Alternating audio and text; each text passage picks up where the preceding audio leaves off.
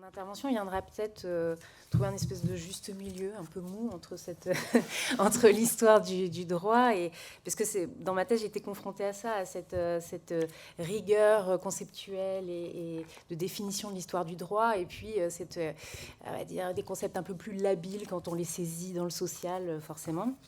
Et ici, justement, c'est un peu essayer de saisir un champ sémantique autour du concept de souveraineté pour essayer de, alors pas évidemment participer à sa définition juridique, parce que de fait, la définition juridique, elle est posée, et c'est vrai que c'est un faux débat de se dire comment définir la souveraineté en 89 ? On sait comment définir la souveraineté en 89 d'un point de vue juridique. Pour autant, l'usage des termes et ce qui génère chez les acteurs sont toujours un peu plus différents de la définition qu'on peut en avoir juridiquement. Bref. Et donc au début j'avais d'autres, enfin bref, donc ça je vous passe. Donc là, au début je voulais plutôt m'intéresser à la période de l'automne 89 en fait, sur le début de la réforme administrative et puis finalement je suis remontée aussi pour m'adapter au contexte Covid et aux capacités de dépouillement et pour m'interroger plutôt sur le contexte langagier qui précède en fait l'ouverture des États généraux. Contexte langagier dans lequel, justement, va prendre sens cette nouvelle pensée administrative ou raison administrative, c'est-à-dire ce sur quoi je travaille depuis maintenant plusieurs années, essayer de saisir qu'est-ce qui, justement, articule la pensée administrative avec une certaine conception du territoire, mais du coup aussi une certaine conception de la souveraineté comme liberté politique. Et forcément, ça suppose... parce que finalement, la question de la souveraineté, c'est aussi une question sémantique. Il y a un changement institutionnel, il y a un changement de transfert de souveraineté, on l'a dit plein de fois, mais c'est aussi quand même forcément un changement de sens aussi. C'est-à-dire que ça ne se fait pas... On ne peut pas dire qu'il y aurait une souveraineté royale qui se transpose à une souveraineté nationale et que ça ne changerait rien, en fait. Ça ne change pas la définition juridique, toujours, mais ça change quand même le concept en acte, forcément. Et donc, pour essayer de saisir ce changement, j'essaye de l'approcher par une sorte de champ sémantique et conceptuel, hein, pour parler un peu jargonneux, qui s'associerait à ce sens donné de ce terme, sans doute régénéré quand même par l'année 89 de souveraineté. Ce qui revient à se poser cette question, si on admet que le transfert de souveraineté ne peut pas se réduire à un acte, c'est-à-dire c'est pas la journée du 17 juin ou le serment du jeu de paume qui institue seulement la souveraineté, le transfert de souveraineté, mais cet événement prend forcément sens dans un contexte qui l'a rendu possible parce que légitime, et il est intéressant de s'interroger sur les possibles de ce contexte et de tenter de saisir ce que représentait cette notion de souveraineté avant mai 89. Alors c'est très... Et pour les acteurs en fait, hein. Pas dans les traités de droit. Parce que... et alors j'essaye de le saisir plutôt par la question de l'espace et du territoire, qui sont aussi des moyens de saisir dans quel espace on projette justement un concept politique. C'est aussi ça qui m'intéresse dans les pratiques administratives, c'est parce que c'est une spatialisation quelque part du politique. Et donc j'ai décidé de questionner ce que le terme d'empire, mobilisé par les rédacteurs des cahiers de doléances, recouvrait comme possible, recouvrait comme sens politique dans cette manière de désigner l'espace commun comme un empire et non pas comme un royaume ou comme l'État, ou comme un État. Ce qui revenait à envisager l'espace, comme le définit Joseph Morcel, comme une mythologie sociale, c'est-à-dire une forme de subjectivité qui dit quelque chose des aspirations formulées. Cette conception singulière de l'espace politique, par la médiation du terme d'empire, donc dans ce sens que j'essaye de saisir de 1789, pourrait, selon moi, mais c'est une proposition que je fais là, hein, être liée à une nouvelle définition de la souveraineté en mutation, de la souveraineté royale, justement, à la souveraineté nationale. Ma proposition est celle de dire qu'il y aurait cohabitation, finalement, dans cette période de 89, de la rédaction des États des cahiers de doléances jusqu'à la fin de l'année 89, et justement ces débats sur la réforme administrative, il y aurait cohabitation entre deux champs conceptuels. Un champ qui associe le terme d'État, de royaume, à la souveraineté et au roi, et un autre champ qui associerait le concept plutôt d'empire à la souveraineté, et cette fois-ci de la nation. L'idée, c'est aussi de se ressaisir un peu de ce terme d'empire, ce qui était une proposition d'ailleurs de Pierre Cernat de 2012. Je le cite, « Sûrement gagnerait-on à interroger la situation de la France en déconstruisant la notion d'État monarchique pour la remplacer par celle d'empire monarchique. Le terme existe bel et bien, et nombreux sont les témoignages qui évoquent la France comme un empire, de par sa taille hors norme dans la géopolitique de l'Europe, de par sa constitution monarchique, ou bien de par l'hétérogénéité de ses populations réunies sur un même territoire gigantesque où seuls 3 millions de sujets parlent couramment français. » Et donc c'est ce lien entre empire et souveraineté que j'essaye de creuser, enfin, bon, bref, vous me direz si c'est pertinent ou pas, aussi en reprenant cette proposition-là de Grégoire Bigot, qui lui-même est un historien du droit et du droit administratif, notamment révolutionnaire, sur cette notion de souveraineté dans l'État pré-révolutionnaire. Cette souveraineté dans l'État pré-révolutionnaire, pour lui, elle a deux racines, quelque part. Le droit romano-canonique, avec cette idée que tout pouvoir vient de Dieu, et donc l'imperium, justement, dans cette notion de souveraineté, qui est ce qu'il appelle un prototype pontifical de l'État, mais aussi un prototype plus médiéval de la souveraineté qui rejoint Charles Loiseau et cette association entre État et souveraineté, c'est-à-dire que la souveraineté est la forme qui donne l'être à l'État. Et il y a peut-être quelque chose à creuser dans cette tension entre la souveraineté comme imperium et la souveraineté comme État, une tension qu'on peut retrouver être posée finalement dans la France de 1789.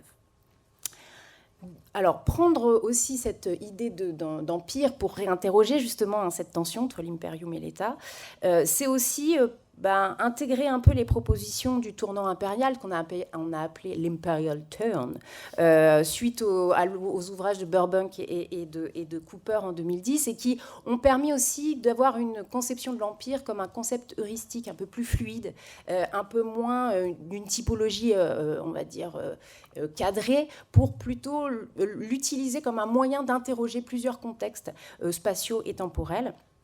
Et finalement, ce tournant impérial-là, qui a été un mouvement historiographique majeur et qui est encore en cours, n'a pas vraiment interrogé l'utilisation du terme par les Français eux-mêmes à la fin du XVIIIe siècle. Alors, à ça, sans doute deux explications possibles. C'est le poids de l'historiographie impériale en France. L'Empire, c'est Napoléon. Donc, quelque part, ça écrase un peu aussi ce terme-là dans la période qui précède.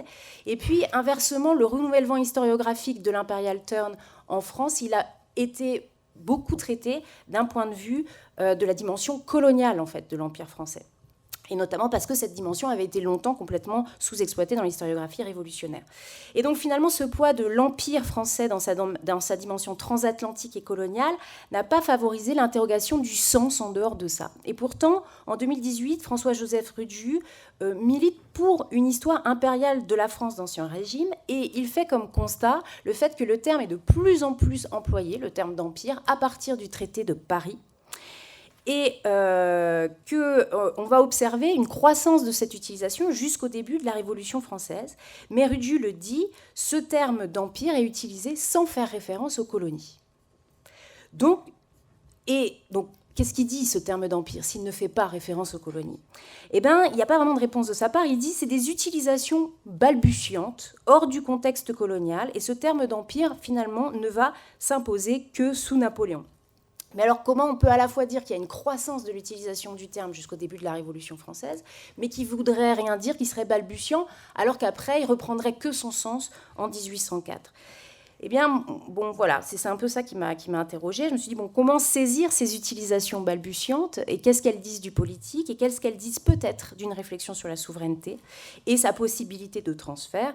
Et donc, j'ai décidé d'observer les occurrences du terme dans les cahiers de doléances. Alors, comme je suis sûre que je suis déjà... Ah non, ça va, hein, 10 minutes.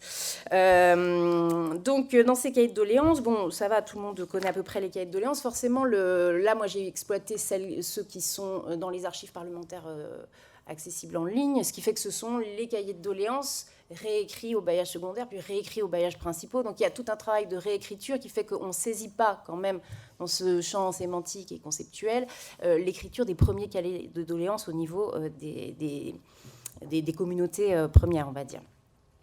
Donc, à partir de ce paquet des archives parlementaires qui représente à peu près 400 cahiers, on va dire, qui ne sont pas tous dedans, on a une petite centaine de cahiers qui mobilisent le terme d'empire. Donc, qu'est-ce que se dit, quel feuilletage de sens peut-on trouver là-dedans? Alors, le plus marquant, c'est qu'on rejoint tout de suite la remarque de Rudju.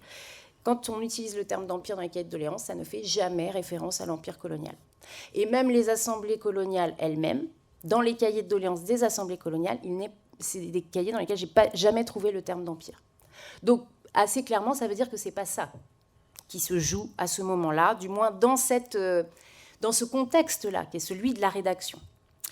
Alors, donc, en même temps, ça dit forcément autre chose, parce qu'on va trouver aussi, évidemment, royaume et État qui sont mobilisés, mais ça dit autre chose. Pourquoi ce terme? Pourquoi pas royaume? Pourquoi pas État? Qu'est-ce que dit cet autre terme? Si ce n'est pas l'État, si ce n'est pas le royaume. Alors, ma proposition, c'est que ça serait justement l'intérêt du terme. C'est que c'est un vocabulaire alternatif à la notion de l'État, qui par contre est le vocabulaire vraiment mobilisé par le roi.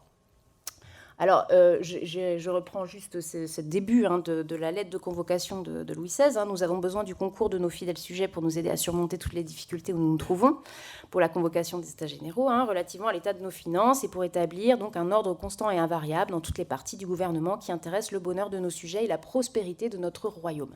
Et en fait, dans la lettre du roi, j'ai noté les occurrences d'État et en fait, il fait toujours référence aux États. Alors évidemment, aux États provinciaux et puis à l'État en tant que superstructure, notamment parce que les mots de l'État étant des mots financiers.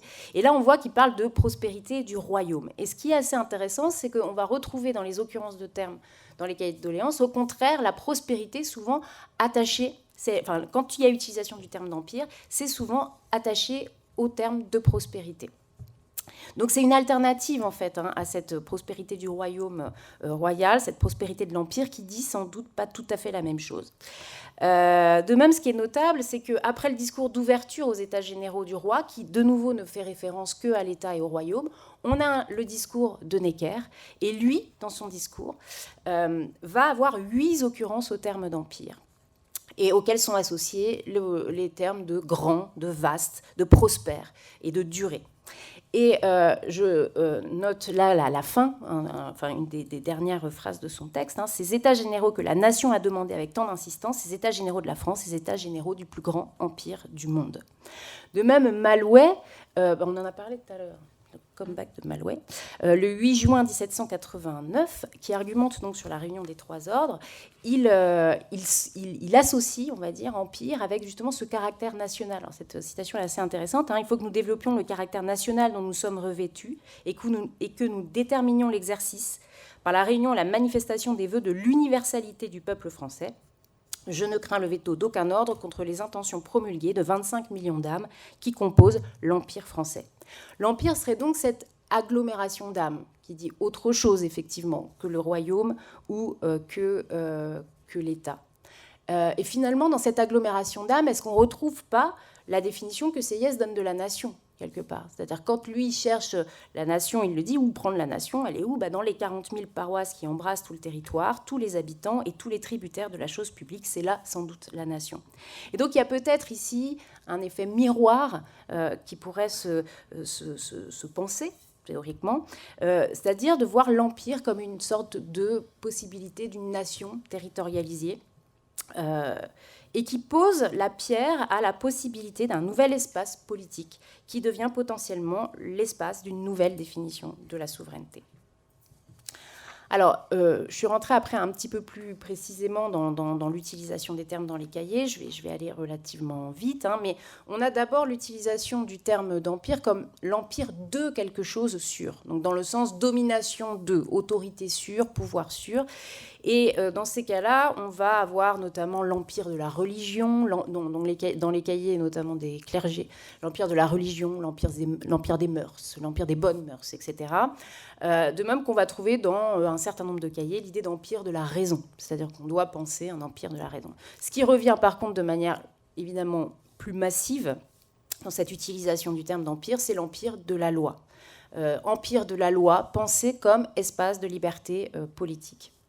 Donc là, je vous en ai pris quelques extraits, extraits du cahier de doléances du clergé de Belfort, qui réclame donc l'empire des seules lois, extrait du cahier de doléances du tiers de Château-Thierry, que le paisible citoyen vive libre sous l'empire de la loi qu'il aura lui-même souscrite, extrait du cahier de doléances de Colmar, tout citoyen vivant sous l'empire des lois et sous leur protection, et enfin le tiers de Quimper, élevez la voix avec une faute en notre faveur, et nous aurons bientôt à vous remercier d'être redevenus des hommes libres sous l'empire des bonnes lois.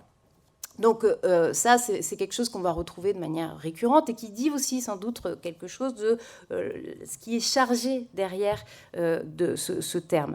Mais finalement, en dehors de ce truc, de ce sens-là de domination sur, autorité sur, qu'est-ce que dit l'Empire comme objet politique, comme objet territorial? Quelle alternative justement à l'État dans le discours des rédacteurs des cahiers de doléances? C'est-à-dire si on prend ces deux articles premiers, donc du cahier du tiers de Meaux et du cahier du tiers de Château-Thierry, à chaque fois ils ont un article premier qui dit donc la France est un empire gouverné par un roi suivant les lois. Château-Thierry, l'empire français est purement monarchique. Mais que dit cet empire qui apparaît ici comme distingué de son gouvernement, distingué du roi et de ce gouvernement monarchique? On retrouve dans un autre extrait du clergé de Lyon, depuis longtemps, une grande inégalité dans la répartition de l'impôt divise les trois ordres qui constituent la nation, et tandis que tous les membres de ce vaste empire participent également aux avantages de la société politique, que la protection est la même pour tous, une classe de citoyens contribue aux charges de l'État dans une proportion infiniment plus forte. Donc l'Empire est autre chose que le gouvernement, que la structure gouvernementale de l'État. Et c'est en ce sens qu'elle est la possibilité sémantique d'exprimer une forme de souveraineté territorialisée. Alors même que, quand même, à ce stade, le transfert de souveraineté réelle n'a pas eu lieu. Le roi, en fait, reste encore celui qui fait la loi, les bonnes lois, et celui qui est, en fait, garant, normalement, de cet empire de la liberté assurée par les bonnes lois. Mais on sent qu'on est dans une phase quand même un peu préalable, en fait. C'est ça que je trouve assez intéressant, c'est qu'on est dans une phase de préalable, de changement ou de mobilisation de termes qui permettent de préparer en fait la possibilité de ce transfert de souveraineté. Et notamment dans ce lien avec le roi, en fait. Puisque s'il est parfois fait référence à l'empire du roi, au fait que c'est le roi et son empire, c'est extrêmement rare, en fait, dans les cahiers de doléances, le fait qu'on associe le roi à l'empire. La plupart du temps, on parle de l'empire français. C'est l'empire français qui est grand, universel, glorieux, et dont le roi est le monarque.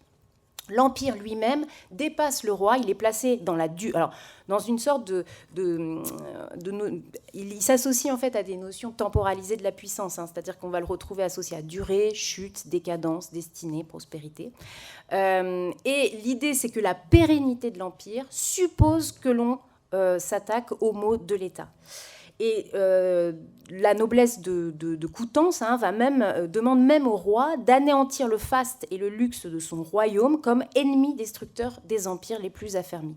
Donc le royaume du roi devient donc une menace même pour l'empire et pour la pérennité de l'empire. Donc il y a une externalisation quelque part de l'empire qui ramène le roi à un des acteurs de la crise qui est co-responsable avec la nation. Et avec cette idée que, du coup, il est nécessaire de constitutionnaliser quelque part cet empire. Et c'est ce point qui nous intéresse, c'est le terme d'empire est progressivement associé à une conception du territoire qui ne se pense pas encore administrativement, mais qui pose les bases de la raison administrative constitutionnelle qui sera en construction justement à l'été 89, de l'été 89 au mois de décembre 90, et en même temps du mouvement de fédération sur l'ensemble du territoire jusqu'à la fête de la fédération de 1790. Puisque l'empire permet en définitive une articulation entre l'unité et la diversité. C'est l'empire de la liberté libérée du despotisme et de la servitude. Et d'ailleurs, on va trouver le terme d'empire souvent dans les cahiers généraux au moment où il parle d'éducation. C'est-à-dire que ça va avec l'idée aussi de liberté comme connaissance et comme libération de la servitude. Et finalement, dans cette tension entre la liberté, est-ce que c'est les libertés provinciales, est-ce que c'est la liberté souveraineté, apparaît dans les cahiers de doléances, et notamment peut-être avec ce terme d'empire, une troisième voie, l'idée d'une fédération nouvelle et égalitaire, et que l'on va trouver notamment ici cette idée d'empire comme fédération volontaire, dans l'extrait du cahier de la noblesse d'Anjou. Les États généraux statueront sur une composition d'États provinciaux dans la forme qu'ils jugeront la plus propre à la bonne administration des provinces et localités, en respectant et combinant le bien général, les usages, conventions, traités et capitulations, au moyen desquels les diverses parties du royaume se trouvent réunies à l'Empire français. Et finalement, la noblesse dit, si on donner aux provinces de l'ancien domaine une constitution d'États provinciaux tellement organisée que les autres provinces décident elles-mêmes d'en adopter le régime et qu'on parvienne ainsi à ne voir dans le royaume qu'une administration uniforme dans toutes les parties. Et là, on va retrouver cette idée d'agrégation volontaire finalement des territoires par la bonne administration qu'on retrouve chez les trois ordres de Langres. La juste proportion établie dans les paroisses, il ne sera pas difficile d'étendre le bienfait successivement et par degrés à toutes les parties de l'Empire. Donc, il y a cette idée d'une adhésion volontaire à cet empire de la loi, garant d'une forme de liberté. Alors, je passe là-dessus parce que ça fait 21 minutes. Mais on va retrouver en fait ça dans les débats de l'automne 89 sur la réforme administrative. On réutilise dans les débats parlementaires, on va retrouver l'utilisation du terme d'empire, ce qui est assez intéressant et qui peut permettre d'utiliser justement ce terme d'empire un peu comme l'a définit Jacques Lagroix, c'est-à-dire que l'empire, c'est aussi un terme qui intègre un mode d'institutionnalisation de la contrainte. Et c'est sans doute une manière de saisir qu'est-ce que voulait dire de manière alternative la contrainte de la loi à un peuple souverain qui produit la propre loi auquel il doit obéir. Et qui, en fait, ça se pense forcément dans un territoire, ça se pense forcément sur un espace. Et alors que le cadre de l'État moderne était forcément un cadre de contrainte d'une loi extérieure, là, on a peut-être la possibilité d'une ressource sémantique qui donne une alternative. Alors, pour conclure, justement, Clément Thibault rappelle juste que l'intérêt de l'empire, du terme d'empire, c'est de penser l'articulation entre la multiplicité et le un. Et ce qui trouve sens forcément dans la réflexion sur la souveraineté politique en 1789 et sur une souveraineté nationale qui ne peut être qu'une tout en étant forcément multiple.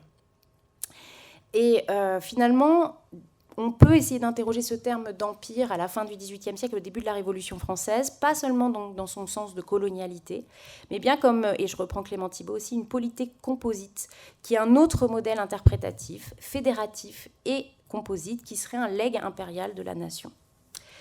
Selon Grégoire Bigot, l'Assemblée constituante efface la figure de l'État comme synonyme de pouvoir souverain.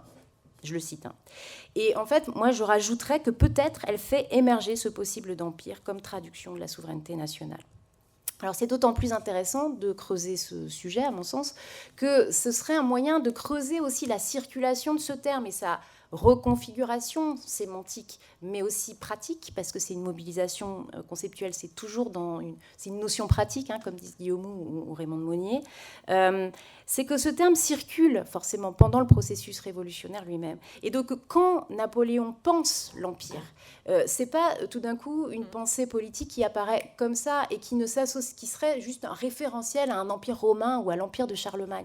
En fait, c'est un terme qui fait partie du vocabulaire politique depuis le début de la Révolution française. Et alors,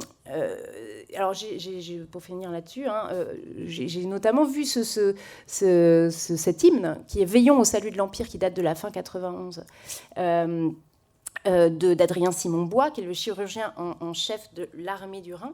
Et en fait, ce qui est intéressant, c'est que lui, il est sur l'armée du Rhin, et moi, j'ai trouvé les paroles de cet hymne dans la fête de la paix à Saint-Malo, donc en début 92. Donc ça veut dire que cet hymne circule en 91-92, à fin 91-92, et il deviendra après un hymne de l'Empire napoléonien.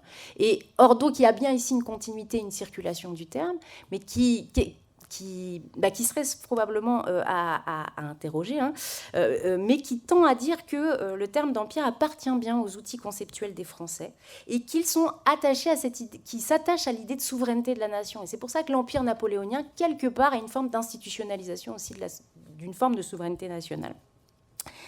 Et donc, finalement, considérer cet empire de 89, c'est peut-être aussi un moyen de relire l'empire napoléonien en miroir.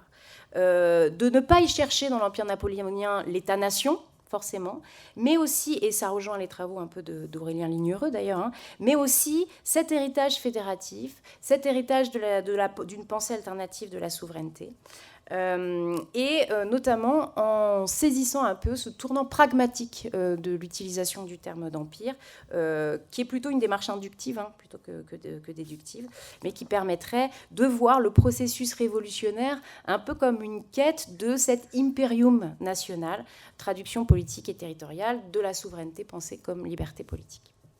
Merci beaucoup.